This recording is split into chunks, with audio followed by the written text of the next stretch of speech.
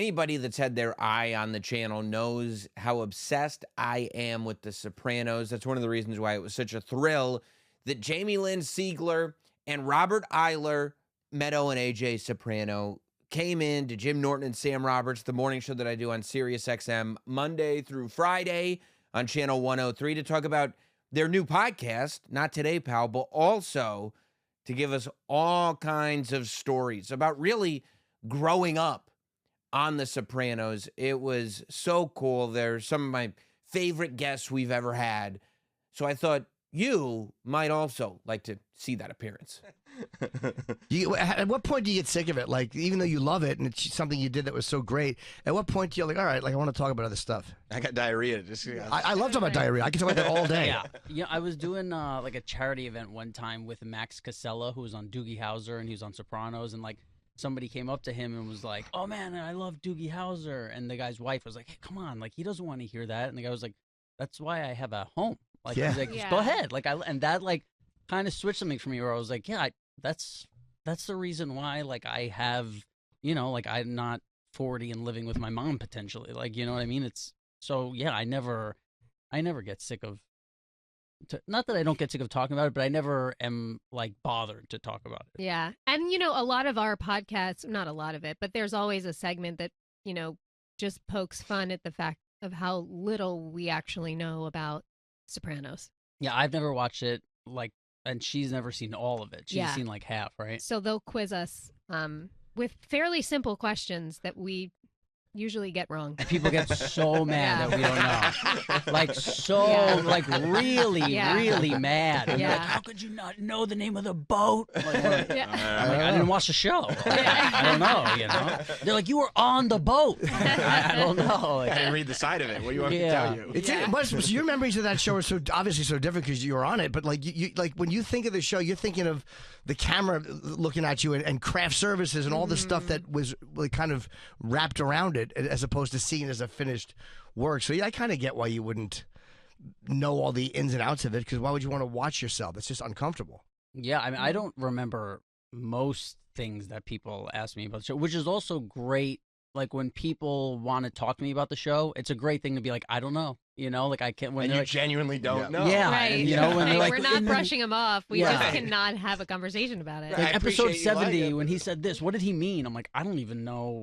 I could just say like, I don't know, instead of having like Michael Imperioli wrote for the show everything, so he has to sit there and actually talk to people about like, what did this character mean by this and this? Where I'm like, dude, this is on you. Like, I don't know shit. What was Tony Sirico like? Oh my God! You know exactly what he was like. Yes. You saw it. He was that guy, right? Oh my God! Yes, the best. He the smelled best. like the strongest cologne you can ever. You smelled like him for days after you saw him. He was the best. The type of guy who shook your hand and your hand would smell like cologne. Or you know, every once in a while, like I would always make sure that if I was wearing a ring, it was the right way, because he would squeeze your hand so tight. And, like every once in a while, you know, it just get you. So he had, whenever we'd be on like the red carpets for shit, he would reach into his suit pocket and pull out. He had a mini bottle of Obsession, and he would pour it in his hand, and he would put it on your face, on your neck, and he'd be like, here. They love it. That's how they love it. Here.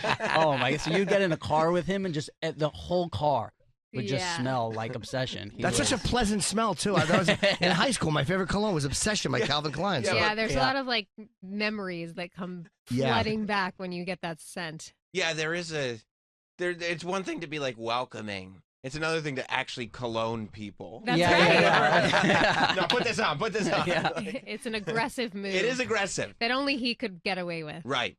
Yeah, because he's doing it for you. That's right. You know, we love you. We would like, so they had like the Emmys and shit. You sit like you're in a fucking auditorium, like you're at school. You know what I mean? But then they had the SAG Awards where you sit at like a dinner table. You're eating. There's food. There's wine.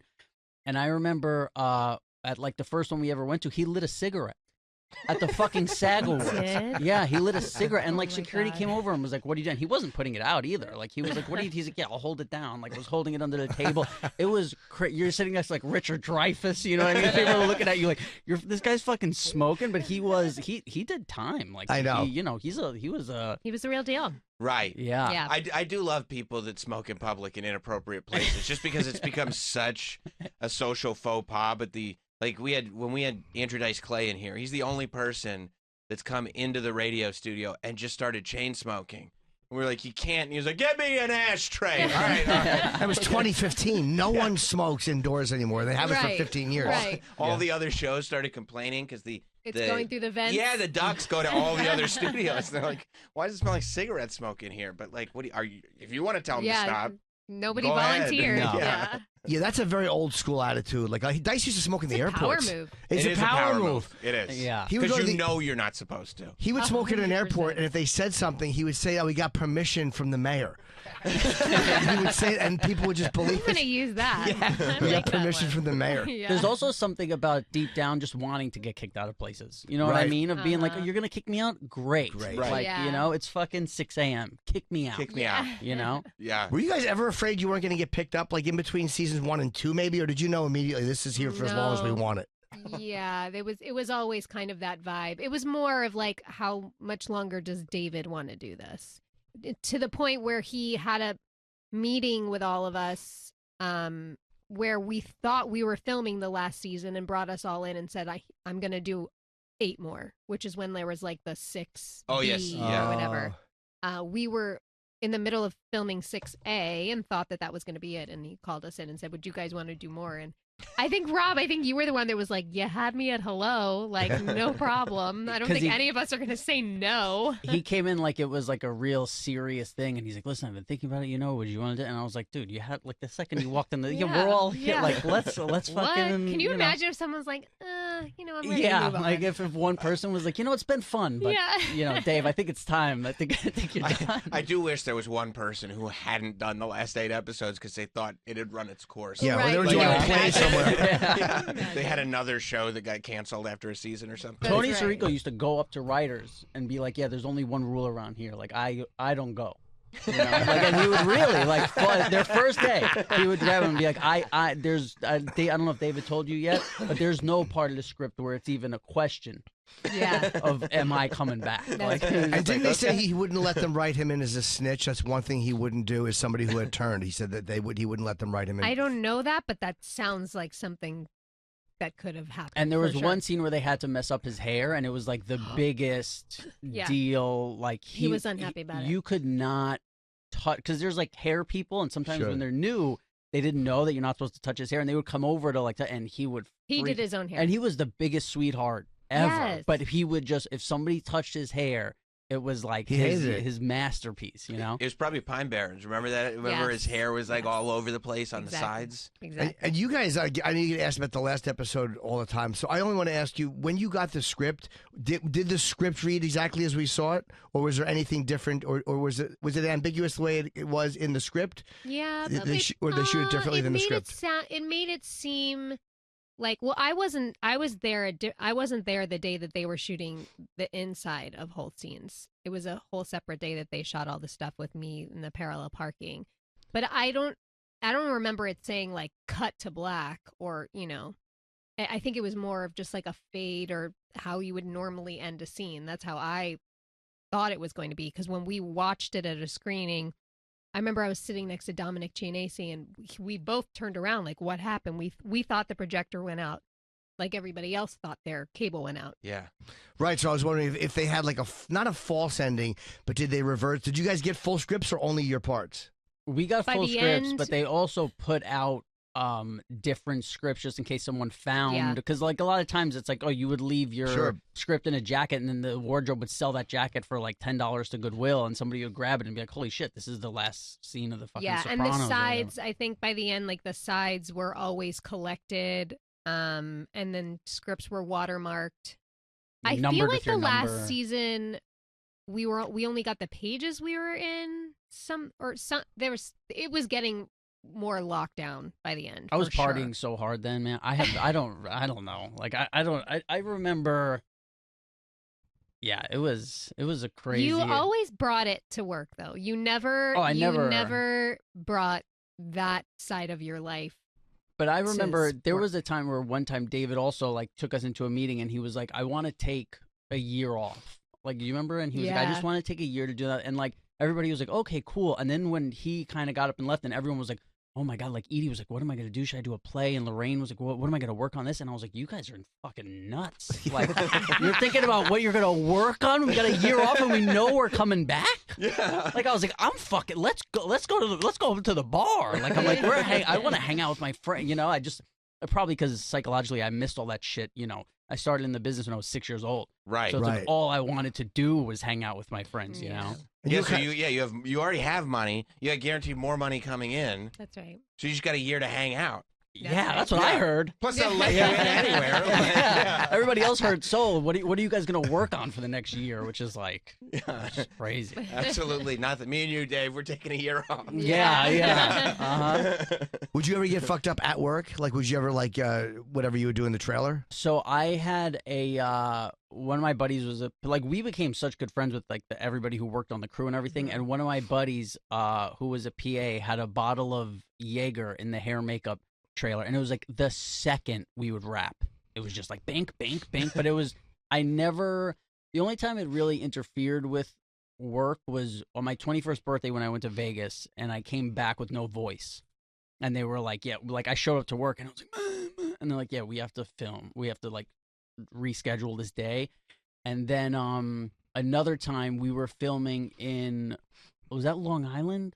When I got fucking trashed. Oh, the wedding? Well, Yeah. we filmed a wedding scene. Whose wedding was it? I think it was like Vince Curatoso, Johnny Sachs' Sachs' daughter. daughter's yeah, wedding. when he was out on maybe? parole. Yeah. That or was like whatever. a 5-day thing on It was Long crazy Island. because there were hundreds of people. And it was like, I mean, and so when you film scenes like that, it's all these little vignettes. So you're waiting around 8 hours doing nothing. Yeah. So these people come over to us and they're like, hey, we have a bar up the block. When you guys are wrapped, we'll close it down. Yeah. And I was like, okay, well, I don't have any lines. I'm not in the scene. I'm like, yeah, we'll all go. And everybody went to the bar after. It was just us. And I got behind the bar and I started making shots and every shot that I made for people, I would take a shot. And then like, I just got fucking wasted. And I remember, at like 9 a.m., Jeff Marchetti coming into my hotel room and he's like, dude, we're waiting for you on set, but he's like, no one knows that you're not there. So Michael Imperioli was staying in the room next to me, and he's like, and I'm like, I see him on set and I'm like, dude, you don't wake me up to leave with you. I'm like, you just leave without me. He goes, I tried to wake you up, and he goes, you looked up in the bed with your eyes closed and you pointed like you were clicking the mute button on a remote at me.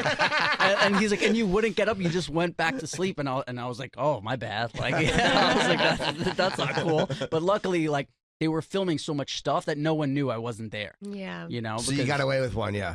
Yeah, but otherwise I never even came close. Like if I knew I had to work on like a Thursday, I wouldn't go out to drink on a Saturday because I was like, I know I could drink for 3 days and it could lead into fucking me even being a little hungry because like I was fully aware that I was working on a show where everyone was better actors than me. Like we were working with the best actors in the world. So I was like, I can't be the worst actor and then show up fucked up. Like, you know, if you're the best actor, you could show up fucked up. But if you're the last guy on the list, you got to be Yeah, at least I'm sober.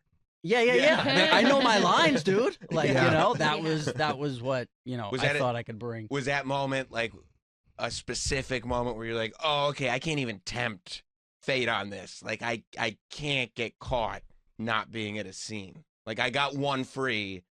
No, because that was later in the show, you know. Yeah. I knew, you know, I started partying when I was like 12, 13, so I knew in the beginning. Like, yeah, I was like, yo, I can't ever let this interfere with this. Like, because this is, you know, I grew up in income housing, you know what I mean? So my family was like, yo, this is the ticket. Like, you're getting out, like, you know. And I was like, okay, I knew, you know, I couldn't let it get in the way. And also I was like, I get to go to all these dope parties because I'm on the show. Right. So if the show goes away, the dope parties go away. I can still come to the party, right? Right. Yeah, exactly. So it Yeah. was, you know. And you don't want to be written off. Like, you know what I mean? You don't want to be, or have less because they're like, he's not reliable, so we'll have him kind of in the background when you could actually be doing something. Yeah. Yeah, and it's also just respect. I mean, Yeah. it was never lost on us ever what we were a part of. And everybody worked really hard. As fun as it was, as great of a time as it was, like that, the reason why it was so successful is people worked so hard on that show and for that show. I mean, actors, crew, everyone. Was there anybody you never had a scene with that you wanted to? Lorraine, like nobody had a Yeah, scene with her really never except Lorraine. for Jim. Yep. So we That's would, right. it was like we were on a show with her for 10 years and never worked. It was a very weird thing where it was like, we have this family and she's a member of the family, but nobody ever sees her Yeah. in that. It was weird. Yeah. We always wanted and to we work were with her. close with her because Yeah, we she was would, you know, great. she's so great and she's so fun and loving, and especially to Rob and I because she had kids our age.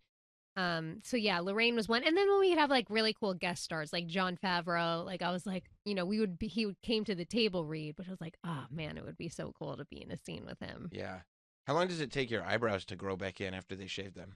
So they actually did, they got the makeup guy from Dick Tracy, Whoa. who like apparently was like an Oscar winning, like, because like obviously I didn't want to shave my eyebrows, but they were also worried of like, well, how does it grow back the next Right. episode? Like, because we have to film the next episode in 7 days, and Right. my eyebrows are going to be back, and so how are they going to do that in this? So I'd show up to work at, you know, if we had to start filming at 7 a.m., I would show up at 5 a.m. So I'd wake up at, you know, 3:30 a.m. I would get there, fall asleep in the chair, and I'd wake up with no eyebrows. So it's like That's as soon and you wild. wake up in the hair makeup trailer where it's all mirrors, and it was like the second you'd wake up and you know you don't know where you are for a second, then you have no eyebrows. I remember like multiple days waking up, I was like, this is fucking bizarre. Yeah, it looks Yeah. weird, right?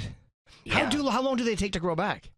I don't know, but I'm sure that if A while. yeah, if you're filming another scene in 7 days and it's supposed to be like time has passed, Yeah. it's not gonna. And yeah, also you're- sometimes you would have to film the scene with no eyebrows, then 2 days later film a scene from earlier that episode. oh, Right. So yeah, you of know course, they're not like, yeah, shooting in how order, are you yeah. gonna? There's just no. But I've heard Movie magic. Yeah. what they were saying was everyone's different. They were like, some people your eyebrows grow back like it's nothing. They're like, some people they just don't grow back. Like some people it takes forever. Oh yeah, what do we got? 3 to 4 months, 3 it's to saying. 4 months. That's a long time to have no eyebrows. Yeah, that would have been a tremendous hit to Yeah. the show if you That's had to right. wait. Yeah, can you imagine if they didn't grow back and like you have to do the final That's scene? like hard to watch someone for that long with If no I'm sitting eyebrows. Yeah. You know here what I right mean? now Like- still with You just still no have no fucking eyebrows. You're eyebrows. like, yeah, I know. It's stupid. Yeah. Yes. Yeah, and I always knew like I'm not an actor. You know what I mean? Like I knew it wasn't fit. Like when I did Sopranos, I was like, I love this, and so I thought I loved acting. And then when I tried to do acting after it, I was like, oh, this isn't that. Like this, and that's Yeah. what everybody on Sopranos said. Like they had been acting for 10, 20, 30 years, so they were like, you don't know how lucky you are. And I was 12. I was like, oh, everyone doesn't get on a hit show, like Yeah. right away, you know. So I really didn't know. And then afterwards, you go and you do stuff, and like people stay in their campers, and then they show up and they do their lines and they go back. And this is where we were like, we were waiting for them to yell cut so we could like all sit at the bar together and talk and laugh and do stupid shit. And it was just, you know, we couldn't wait. Like nobody wanted to go to the Emmys, but everybody wanted to hang out. And you know, it was like, oh, who's on my flight? And you'd get so excited by like, who's on my flight? Because I don't get to do scenes with this person, but now we're going to be on the same flight for 6 Yeah. hours. Right. Yeah. Why do you think that was? Like, what was it about that show? Because you hear like nightmare stories about other shows where like co-stars don't get along, nobody wants to be there. So it was the fact that we were in New York. It was the fact that nobody was very famous when we started, and legit that if you were an asshole, David Chase could write you off. And he would. Like he could kill you. Like you always knew that in your head. Like I could look at the last page tomorrow and I could die. Like it's not like I'm on ER or something where it's like, hey, where did the kid go? Like And I there could was die. no competition. There was no ego. I remember there was one guest star one time, and it literally like sent a ripple through the entire Sopranos like Silver Cup universe because it was like, oh, there's like a diva on the set right now. Like it set everybody off so badly because we had not experienced that the entire time. Were It they was only just on one episode, or was it a few episodes? You don't one have to say who it episode. was, but okay. One episode. And also But I it just starts remember at the it top. it like shook everybody to the core where it almost, and veterans that are working on the show like, oh no, I forgot Yeah. that people can be like this. Were you guys protective of like the environment? Like if you started to sense that was happening, were you like, no, we got to shut this down because we have a I good mean, thing? Jim was. Yeah. Yeah, we didn't even have to be because it would already happen. Yeah. And that's the thing, like it starts at the top where like if you see the way Jim is acting, somebody else can't come and be like a prima donna when he doesn't care. Like Yeah. you go to like LA and shit and people will fight over whose camper is parked That's closer right. to the set where they're like Jim would be like, yo, like I have a thing about shitting in public and Jim would be like, come shit in my camper. Like, you know what I mean? That Where rules. Yeah, where he's just like whatever. It says a lot about That him. rules that you did that. I've said by that the to way. a lot of That's women on awesome. set. Come shit in my camper. You Yeah. don't have no. You don't understand what I mean by camper. And it was also weird sometimes when somebody would come on and be like excited to be on the show. Because we were like, you know, you're on day 900 of working with the same people, showing up to the same spot, and you're just like, yeah, we're doing our thing. And then somebody would come on and be like, oh my God, like he's wearing the robe and what? And you're like, what? Like, you know, like you don't realize that, like, oh yeah, this is fucking Or iconic to there was people. somebody that came on once and like was supposed to have a part for a while and was not professional, did not know their lines, was not bringing it, and David was like, "Oh, recast. We'll reshoot. Recast." They just recasted them right there. Yep. That's humiliating, especially Yeah. on a show like that. Yeah, and this was an established person. Yeah. Yeah, and he probably told I'm I'm going gonna to be on Sopranos. Sopranos. I got an arc. Yeah. You Yeah. guys shot the pilot. Didn't you shoot that in 97 or 98? Like, wasn't it a couple Yeah. of years before it? A full year between the pilot and filming the second episode. Did you know it was going to happen, or were you like, we have no idea if we're getting picked up or not? I feel like I remember we shot the pilot in the summer, like July, August. I remember going to a screening in LA for it in November, and maybe around like January, February-ish, heard we were going to be picked up.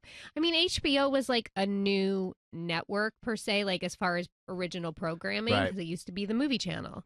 So, because I remember telling people I'm going to be on a show on HBO, and they were like, the movie channel? I'm like, Yeah. yeah. Because what did they have at that point? Sex like and the City, right? Arliss, Yeah, I think Dream On was like a show. Larry Sanders. Larry show. Sanders. Fucking Larry Sanders shit. was Yeah. such a good show. So good. But But it Sopranos wasn't like that was the first, First, like drama, and like the first they had, one like, that these people were like, "This is the spot to go for original shows." yeah, Yeah. It, like Yeah. like if you had HBO, you loved the Larry Sanders show, but you weren't like, oh, I'm getting HBO because the Totally. Larry Sanders show is Yes. on it. You know, where I Yes. think Sex and the City and Sopranos definitely were like, oh, I have to get HBO now. That's It's also another one of gotta those be- shows, by the way, that like you can go back and watch that anytime. That show holds up so well. Sopranos? Larry Sanders. Oh, yeah. Yeah. Like Yeah, it's yeah. incredible. Yeah. It's also got to be nice to have such faith in the material. Like when you go on, if you go on a set now and do something, I'm sure it's good, but like some of the material is like, ugh, like when you've been on a masterpiece, to go from there to something else has got to be difficult to just respect what they're asking you to say. Yeah, I'm sure that's like a lot of what you were talking about that you felt, Rob, of like going to something else, because yeah, it was just all there. And it's just, it was lightning in a bottle. I mean, it's like we were all perfect for the roles that we were playing at that time in our lives. The synergy, like the chemistry, the respect. I think just like all of it it just was one of those special moments in time. When you know? So I had been auditioning for like 6 years, getting like commercials, and I did a couple of things. I did like SNL and like this just random shit. And then I remember like my manager being like, "You got a TV show. Like this is fucking. You got a TV show." And I remember telling my family, and I was like, "Oh my God, this is it. Like this is the thing. We're getting out." And then when we were recording the pilot, I said that to Tony Sirico. I'm like, dude, my family's pumped. We're all getting fucking cars, and we're getting. And Tony Sirico was like, Tony Sirico was like, you know how many of these we do? He goes, you're lucky if we ever see each other again. And I was like, it was like a punch to the. I was like, oh no. I was like, we all thought. So then I have to go back to my family as a 12-year-old and be like, yeah, this isn't it. Like they do these things all the time. You know what I mean? And it was like, oh, okay. Like, yeah, we didn't know. We thought you were just now like, we thought you get a TV show and that's it. That's it. You know?